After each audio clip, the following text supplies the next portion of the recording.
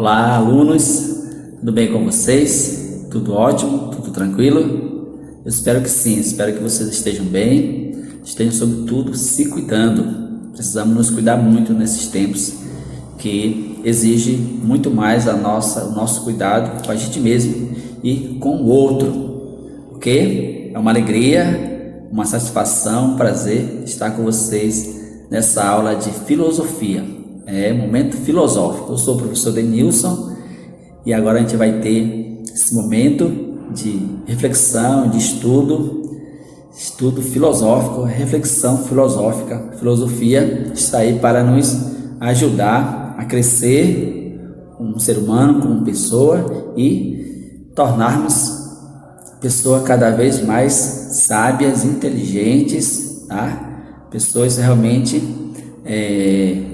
que gosta de estudar, que gosta de viver a vida intensamente. É isso mesmo, né? Então, filosofar, aula de filosofia é um momento no qual a gente presta atenção, que a gente se envolve num assunto, interage com o professor e dessa forma nós vamos compreendendo como as coisas são, o que o assunto nos possibilita em relação ao aprendizado, e dessa forma nós vamos nos preparando para fazer as nossas atividades, fazer as nossas provas, visando sempre o sucesso nas nossas avaliações, né, na verdade, mas também, como eu sempre digo, visando também nosso bem-estar, visando a sabedoria de vida.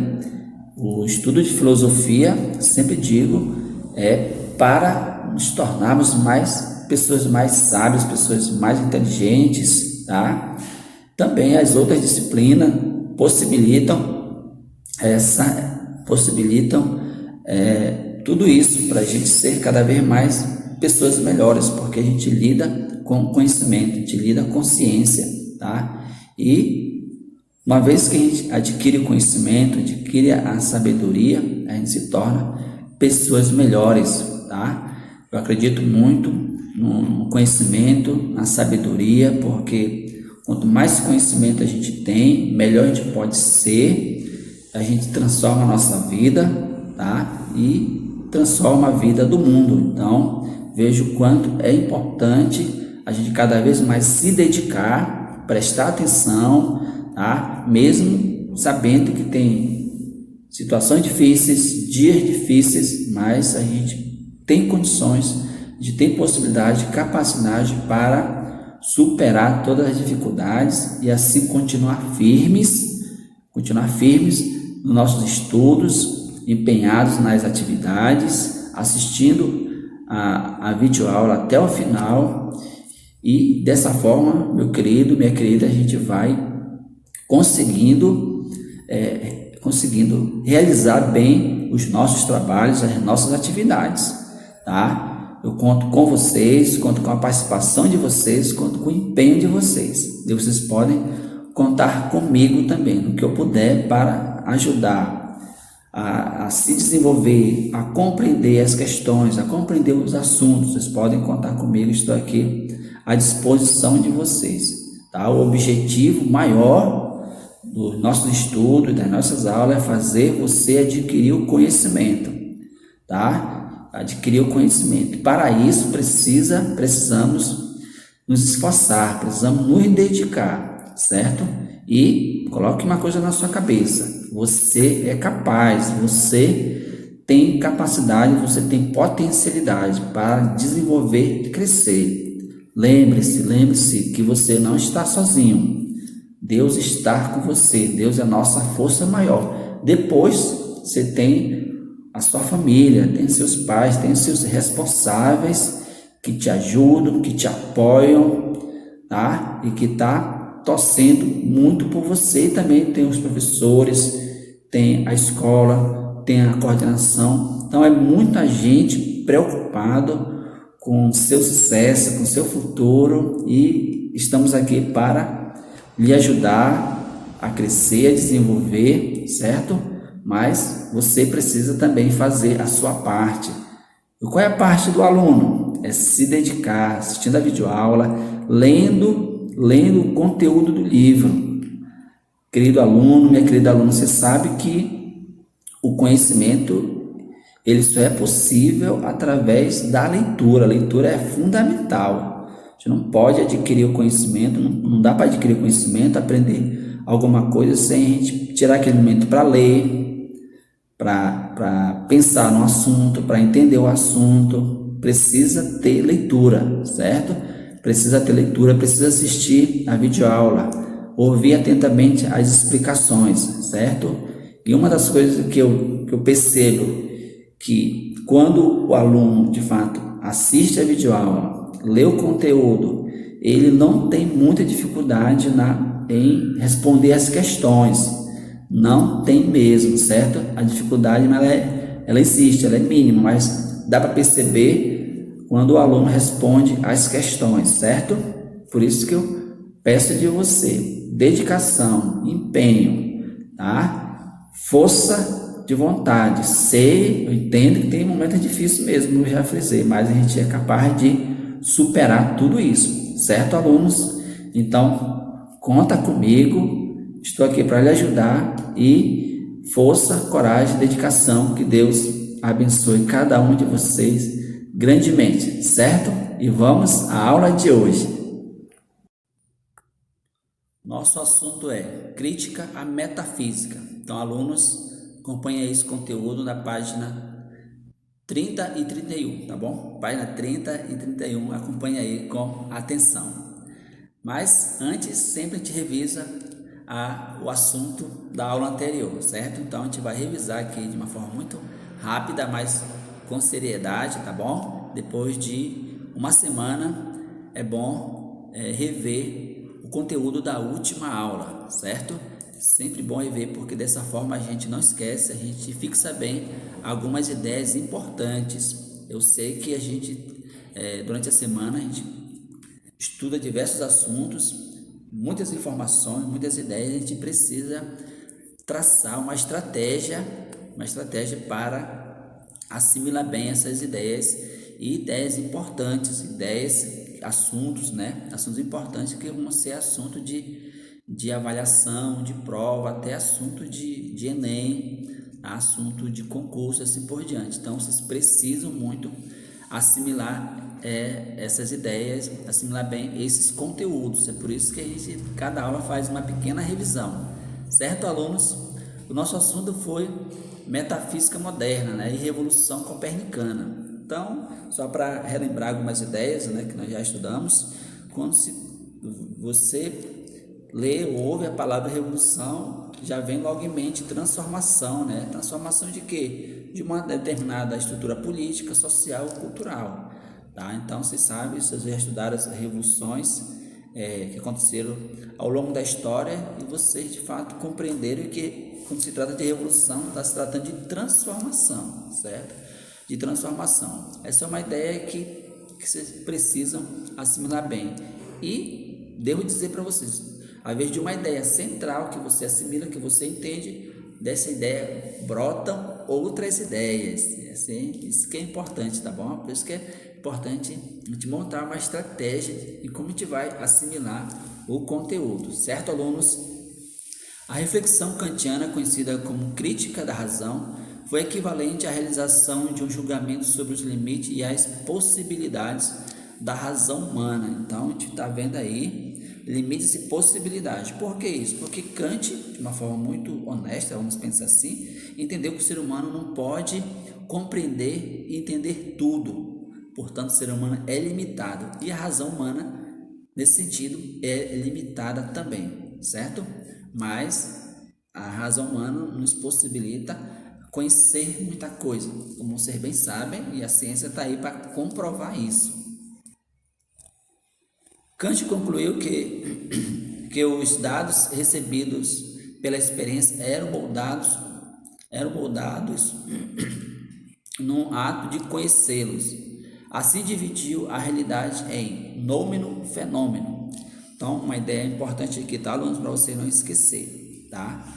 Kant concluiu que os dados recebidos pela experiência, o conhecimento que é adquirido pela experiência, tá? Pela visão, pelo olhar, pelo tato, são conhecimentos que a gente utiliza o nosso sentido para adquirir o conhecimento. Por isso que ele diz, esse conhecimento adquirido pela experiência já eram moldados no ato de conhecê-lo. Então, se eu estou conhecendo algo, tá? Se eu estou vendo algo, eu estou conhecendo, então a minha experiência já está me dando certas informações e eu estou moldando isso que eu estou vendo, isso que eu estou pesquisando, certo? E Kant dividiu esse modo de pensar em duas realidades, tá bom? É o noumeno, que significa coisa em si, depois o fenômeno. Vamos lá. Fenômeno ou coisa como se apresenta para o sujeito, isto é, organizada pelas formas de conhecimento humano, tá? Kant demonstrou que somente os fenômenos poderiam ser conhecidos. Kant demonstrou que somente o fenômeno, coisas como se apresentam para nós, para o sujeito, poderiam ser conhecidos, tá? Eu conheço algo porque ele se apresenta para mim, aí eu vou ter experiência, aí eu vou poder conhecê-lo, certo? As ciências se dirigiam à realidade formulando problemas e soluções em forma de juízos que afirmam ou negam. Pessoal, eu falei que o fenômeno pode ser conhecido na visão de Kant. Agora, o noumeno a gente não pode conhecer. E ele dá até um exemplo, que Deus, não podemos conhecer Deus, nós não podemos conhecer a essência das coisas, certo? A essência, né? A gente nunca, o exemplo que ele deu, a gente nunca pode conhecer Deus na sua totalidade, na sua essência, tá? Por isso que ele diz que o noumeno, que é a coisa em si, é aquilo que é a essência das coisas, a gente não pode conhecer, certo? E aqui ele vai falar dos juízos, tá? Juízo é uma forma de julgamento que ele vai enfatizar aí. E tá aí começar uma revisão, acredito que vocês estão entendendo melhor. Juízos analíticos são aqueles que explicam. Exemplo, o círculo é redondo, isso é universal, tá? O círculo é redondo, tá? Eu dei um exemplo aqui para vocês assimilarem de uma forma bem fácil e bem didática também. Juízo sintético, aqueles que acrescentam, tá? Exemplo, Sócrates é alto, tá? Acrescentam. Sabe que Sócrates é um homem e ele é alto, acrescentam, né? Acrescentam. Poderia ser baixo, poderia ser forte, assim por diante, certo? Juízos a priori são anteriores à experiência, tá? Juízos a priori, se a gente não sabe de uma coisa, a gente só vai dizer assim, eu acho, a gente fica no achismo, né? Então, são juízos a priori que são anteriores à experiência, certo? Você vê uma comida, você olha, você pode dizer, tá? De forma antecipada, dizer que a comida está boa, tá? Você não tem certeza disso, porque você ainda não provou. Então, são juízos a priori, que são bem antes, que vem anterior à experiência. Ok, alunos? Entendido? Tudo certo? Tranquilo? Vamos lá. Juízos a posteriori ou empíricos, posteriores à experiência. Então, depois que eu faço a experiência, eu vou ter um conhecimento. Por quê? Eu posso dizer assim, realmente essa comida está muito boa porque eu comi, eu fiz experiência e de fato eu posso comprovar. Então a experiência que vem é o juízo, o conhecimento que vem depois da experiência. Ok aí? Entendido? Beleza, vamos avançar. Eu espero que vocês estejam entendendo perfeitamente. Afirmava que o ser humano, ainda Kant, tá? Afirmava que o ser humano tinha capacidade de estabelecer leis para si mesmo e escolher segui-las, ainda que elas entrassem em conflito com as necessidades e desejos individuais. De fato, isso mesmo, o ser humano tem essa capacidade de criar lei, criar normas para ele mesmo seguir. Só que em alguns momentos, como você bem sabe, a lei, a norma, as regras vão entrar em conflito com os nossos desejos pessoais individuais, não é verdade? Beleza, vamos lá, vamos prosseguir. Aqui a gente vai falar do imperativo categórico, que é um termo muito presente na filosofia, no pensamento de Kant, certo? Aqui eu vou só falar umas coisas rapidamente, tá? E que depois a gente vai aprofundar mais sobre Kant. Como eu já falei para vocês, Kant é um filósofo muito estudado. Kant criou um sistema filosófico, portanto ele é muito importante e a gente precisa entender bem seu pensamento. Kant fala do imperativo categórico, agir de modo que seu ato pudesse ser universalizado.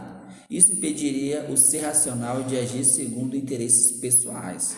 Então, o nosso agir, na visão de Kant, tem que ser perfeito, tem que ser legal, tem que ser bom, tem que ser ético, tem que ser moral, de forma que ele seja universalizado. Por isso que é imperativo categórico, certo, alunos?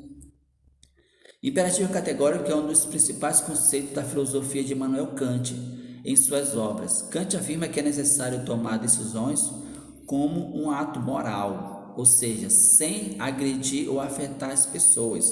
Por isso que é imperativo categórico, tem que ser bom, tem que ser honesto, tem que ser seguro, tem que ser verdadeiro.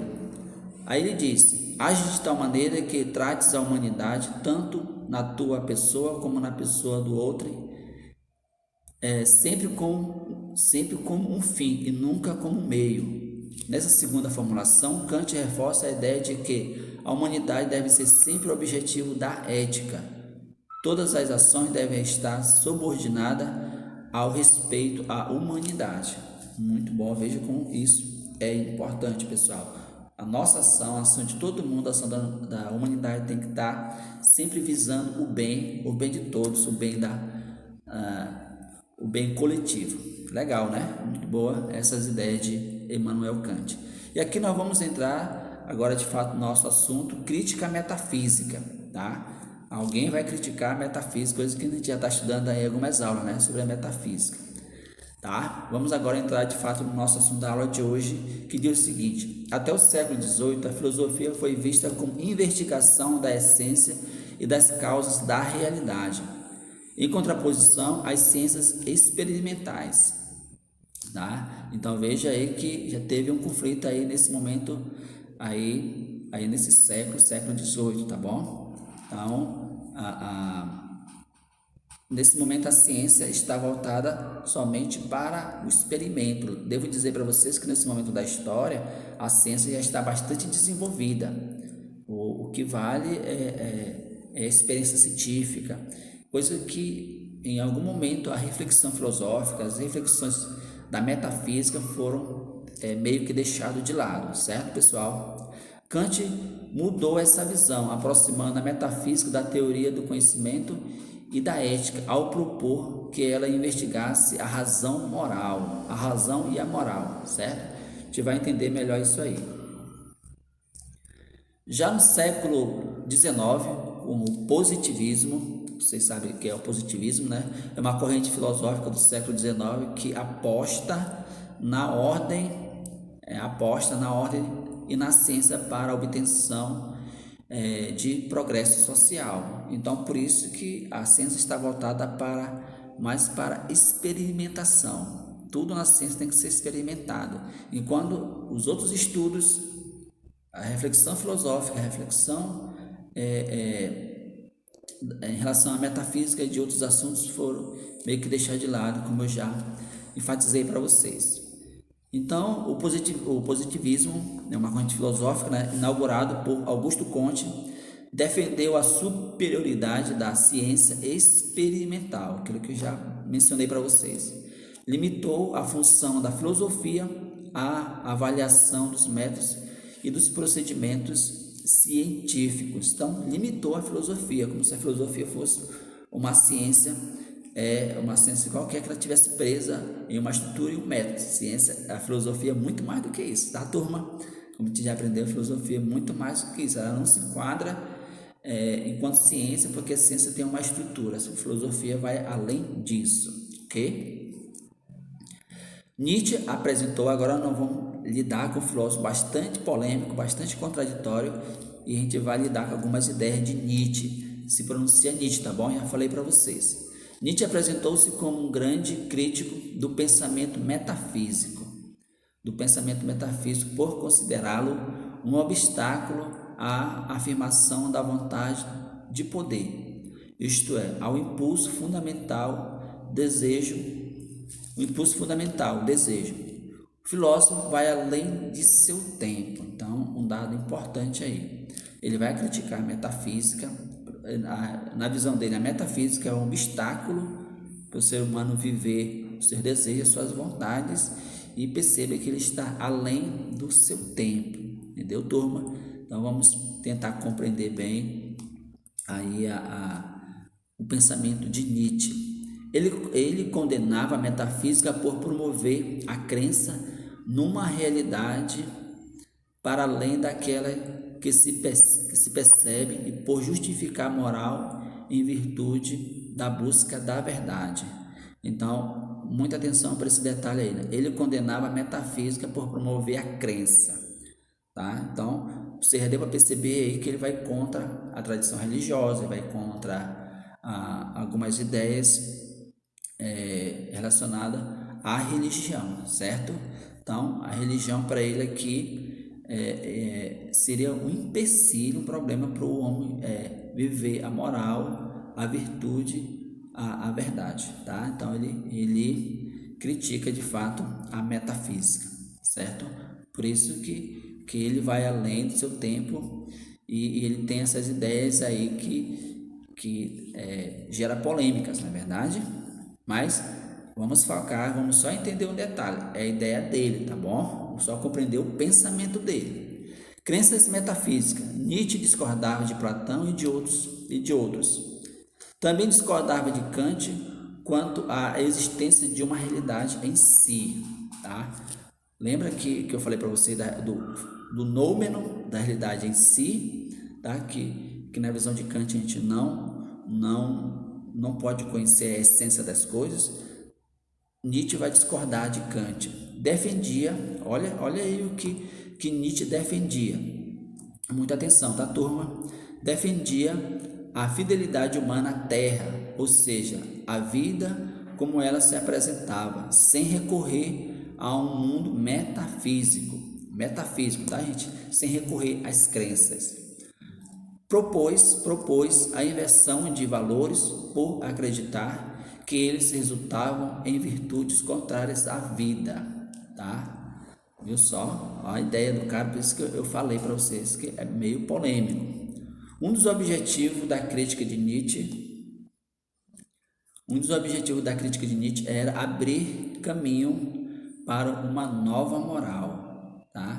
Então, se ele criticava, se ele não concordava, porque ele tinha uma outra ideia, ele tinha ele defendia outras ideias, vamos pensar dessa forma. Então, um dos objetivos da crítica de Nietzsche era abrir caminho para uma nova moral. Então, aquela moral que se tinha desde sempre, vamos pensar assim, sobretudo a partir da Idade Antiga, vamos pegar a história daí, até a Idade Moderna, toda essa moral, toda a ética, toda essa carga cultural, todo esse conhecimento é como se chegasse na visão de Nietzsche, não servisse para nada, certo? Vamos abrir caminho para uma nova moral, uma nova ética, para novas virtudes e assim por diante, certo?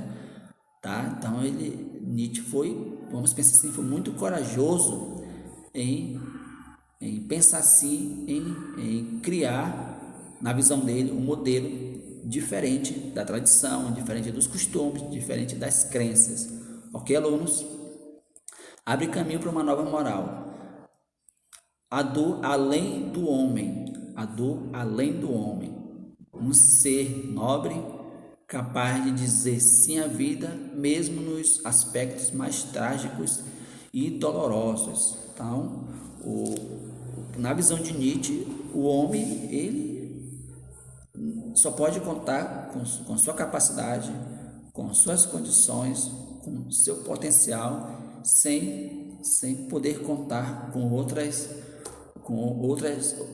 ajuda, vamos pensar assim, tá? Então ele de certa forma, ele nega toda uma tradição e vamos construir um novo homem. Por isso que ele coloca assim, além do homem, porque é um termo que ele usa.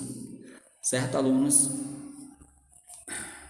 Então, tá aí a ideia dele, né? Uma ideia muito forte, muito polêmica, mas tá no nosso livro, vale a pena a gente ler, a gente compreender, porque eu digo para você, como é um filósofo polêmico, tem umas ideias assim, bem difícil de a gente lidar, tá?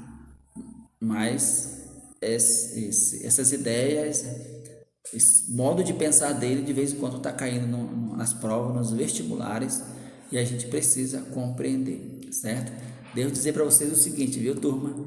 Que é importante nós entender, compreender, mas aceitar já é diferente, né? A gente pode dizer assim, eu compreendo, entendo o pensamento dele, mas não aceito, porque cada um tem sua forma de pensar e cada um tem que ser respeitado na sua forma de pensar, na forma de ver o mundo. Ok, alunos? Então tá aí uma atividade para vocês do livro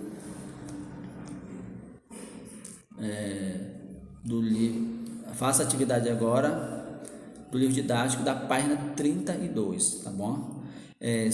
Você percebe que as minhas atividades de filosofia não é muita atividade, viu? São poucas questões, porém exige atenção, exige concentração, exige que em alguns momentos o aluno pesquise, certo? Que o aluno escreva, que o aluno desenvolva um argumento, e peço a vocês que procurem argumentar bastante as questões discursivas, tá bom, alunos? Tá? Eu gosto quando o aluno de fato escreve, desenvolve bem o seu argumento, o seu pensamento e defende a sua ideia, certo, turma? Então eu espero que vocês de fato façam isso e de fato muito aluno, se não a maioria, muitos alunos estão fazendo isso, escrevendo muito bem. Fico contente, fico feliz, o professor agradece. É isso mesmo, a gente tem que não ter medo, escrever mesmo, argumentar mesmo, porque é assim que a gente desenvolve o nosso pensamento crítico, desenvolve o nosso pensamento filosófico e desenvolve a escrita, né? Então eu conto com vocês nesse sentido. E as questões para casa, vocês vão responder as atividades em PDF. Vocês já percebem que todo o questionário tem que ser, né, está focado no assunto da aula. Então fica fácil de responder, a explicação está bem simples, está bem compreensiva e fica fácil de você responder argumentando, tá? Colocando sua opinião, defendendo sua opinião, porque é isso que nos interessa. Você tem a sua ideia, você tem seu pensamento, você estudou, você acompanhou a aula, mas você faz a sua própria reflexão, você faz o seu próprio esquema de entender, de compreender cada assunto, certo? E isso te dá condições, de possibilidade de desenvolver um raciocínio que é seu. Lógico, sempre fundamentado no assunto estudado, ok? E digo mais para vocês, tem perguntas que às vezes o aluno só quer dizer sim ou não. É válido, porém você pode argumentar dizendo por que você concorda ou por que você não concorda, tá? Na filosofia não basta só você dizer sim ou não. Você diz sim, justifica, argumenta, tá? Defende seu ponto de vista. E se você diz não, da mesma forma, justifica, argumenta, coloca citações, tá? Busca fundamentação, porque é isso, é o que vale, certo? Você sabe que na ciência como um todo, exige sim fundamentação, exige sim teoria, tá? Então a gente precisa desenvolver realmente o espírito de acadêmico, né? Nem aluno, de aluno acadêmico, aluno que realmente gosta de pesquisar, que está interessado na ciência, que está interessado na pesquisa e quer desenvolver cada vez mais. Certo, alunos? Então, tá aí a aula de hoje. Espero que você realmente tenham compreendido tudo, sobretudo as ideias da revisão, tá, turma? As ideias da revisão que eu considero muito importante, como as ideias da aula de hoje também, tá? E fico por aqui, meu muito obrigado. Um grande abraço do professor Denilson e até a próxima, se Deus quiser.